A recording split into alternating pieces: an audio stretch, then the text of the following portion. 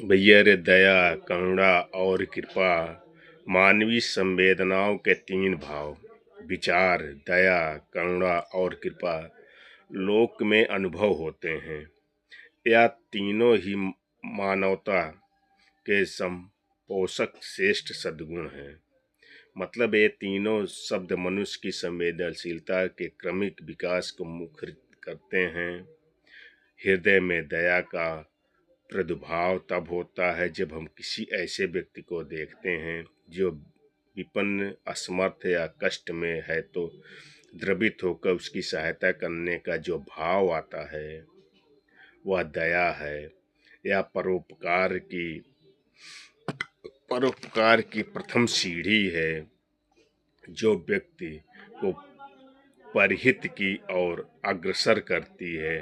दया का ही परिष्कृत रूप करुणा है। जहाँ दया में दूसरे का भाव होता है, वहीं करुणा में एकात्मकता का भाव होता है।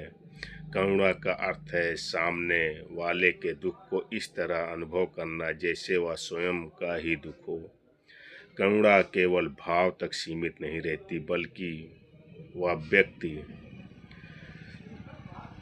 व्यक्ति और उस दुख के मूल निवारण के लिए सक्रिय करती है।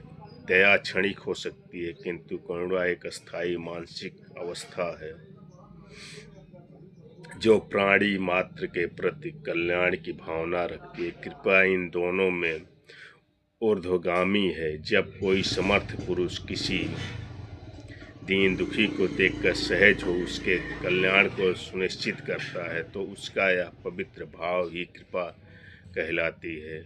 कृपा में कल्याण का भाव तो है ही, साथ ही इसमें एक सुरक्षा कवच प्रदान करने की शक्ति भी निहित होती है। यदि दया बीज है तो करुणा उस बीज में पनपा वृक्ष है जो सबको छाया देता है। कृपा वह फल है जो स्वतः ही साधक की झोली में गिर जाता है। दया व्यक्ति का मनुष्य बनाती है, करुणा उसे ऋषि बनाती है। जिस पर कृपा हो जाए वह तो धन्य धन्य हो जाता है। समाज को संतुलन विकास के लिए इन तीनों का अस्तित्व अनिवार्य है, क्योंकि जहाँ दया समाज की तत्कालिक आवश्यकता है, वहीं करुणा और कृपा आत्मिक शांति और विश्व कल्याण के निष्कष्ट मार्ग है।